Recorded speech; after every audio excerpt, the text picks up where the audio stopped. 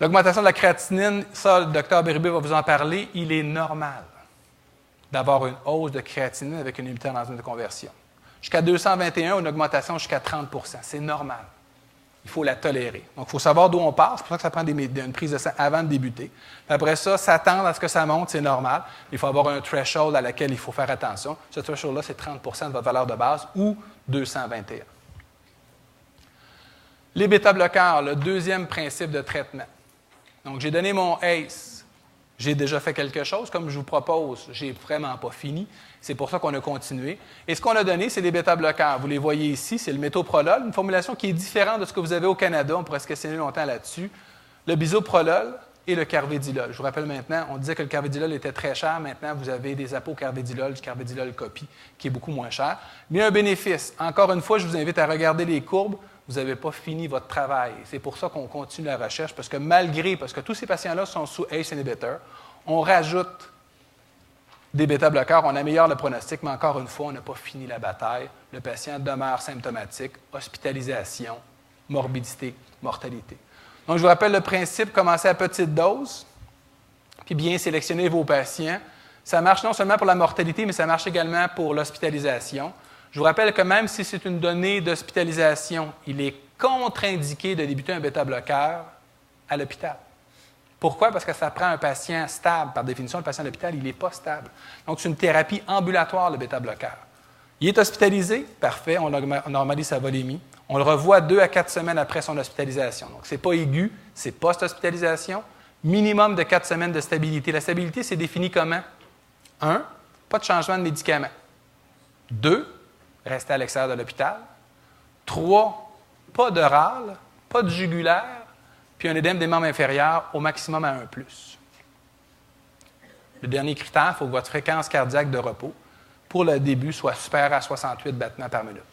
Si votre patient est bradycarde à 40 puis vous lui donnez des bêta-bloqueurs, il va avoir plus de troubles. Donc, il faut avoir une certaine réserve de fréquence cardiaque. C'est comme ça qu'on les débute. Quand on les débute comme ça, on évite les décompensations. Le gros problème, c'est qu'il y a quand même de la difficulté avec les bêta-bloqueurs. Donc, comme je vous le dis, c'est difficile.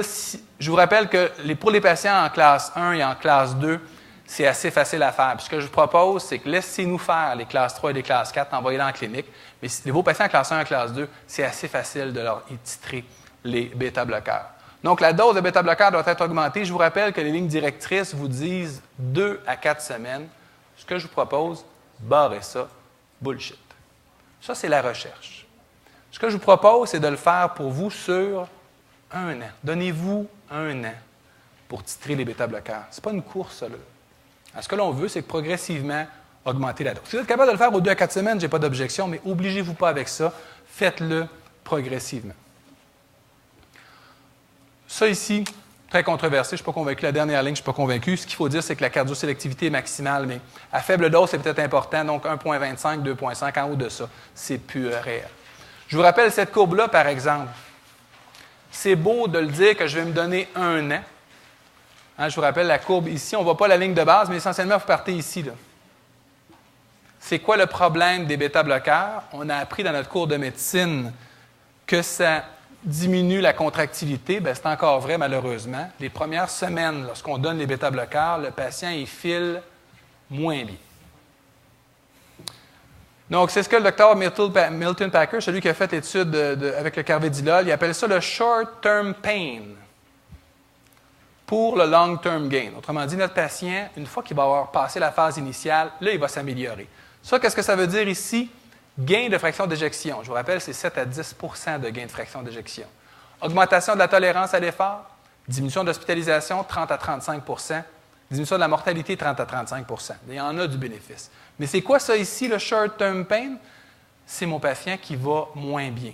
Moins bien par effet secondaire du bêta-bloqueur. C'est de ça que Simon va vous parler. Mais c'est là qu'il y a besoin de nous autres. Autrement dit, même si je vous donne 1 an, dans les premiers 6 à 8 semaines, le patient il doit pouvoir prendre contact avec nous. Parce qu'il y a un risque de décompensation, de détérioration. Ça veut dire quoi?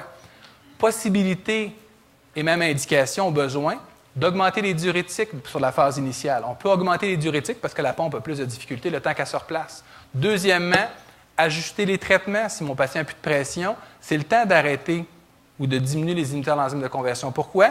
Parce que quand il va avoir passé cette phase-là puis ça va s'améliorer, vous pourrez toujours les retitrer à la hausse.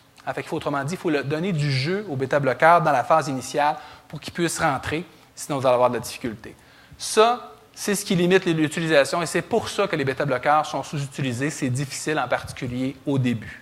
Comme je vous le dis, concentrez-vous sur les patients les moins malades. Faites-vous les dents avec ça. Si vous avez des problèmes, c'est ceux-là qu'il faut envoyer en clinique, au moins pour débuter le traitement, quitte à ce qu'on vous les renvoie après ça.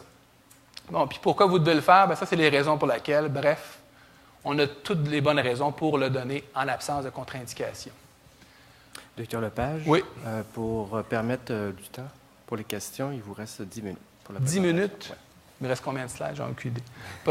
N'aie pas peur, je vais te finir ça. Là.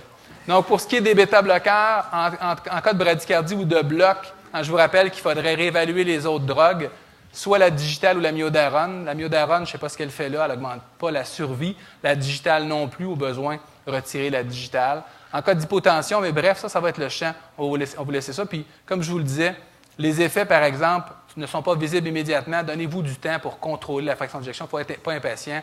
On ne demande pas au bêta-bloqueur d'agir rapidement, mais comme je vous le disais, le gain moyen de fraction d'éjection, c'est 7 à 10 Vous comprenez très bien, vous partez de 27 à 35 vous n'avez plus besoin de défibrillateur, un concept qui est très, très important.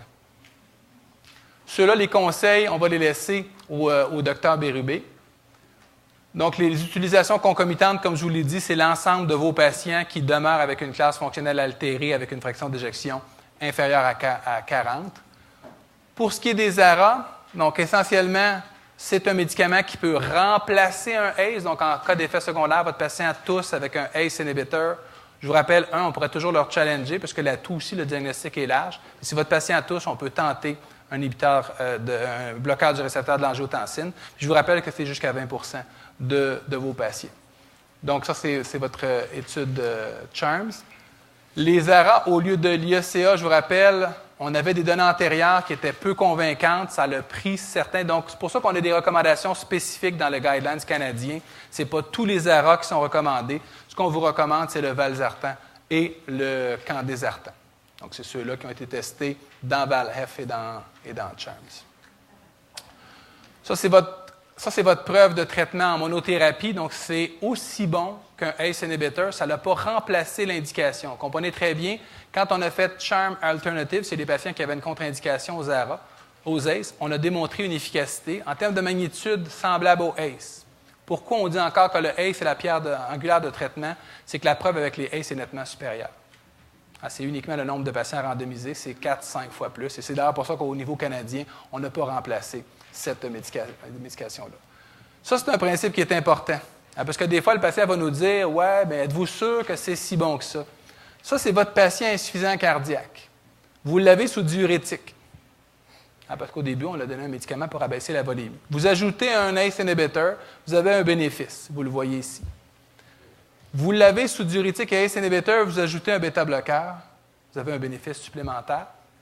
Vous êtes déjà sous diurétique ACE inhibitor, vous ajoutez, il manque le bêta-bloqueur ici, puis vous ajoutez une combinaison ACE-ARA. Donc, quand on le fait, il y a un bénéfice qui est ajouté. Je vous rappelle que la combinaison, par exemple, ça ne devrait pas être utilisé en clinique. C'est un patient qui ne va pas bien, qui se détériore. C'est vraiment le patient qui devrait être suivi en clinique d'insuffisance cardiaque. Le parent pauvre de l'insuffisance cardiaque, c'est l'aldactone. Personne ne nous parle jamais d'aldactone. Pourquoi? Parce que c'est copié, c'est une vieille pilule. Je vous rappelle que ça aussi, c'est efficace. C'est efficace chez vos patients insuffisants cardiaques sévères, classe 3B, classe 4.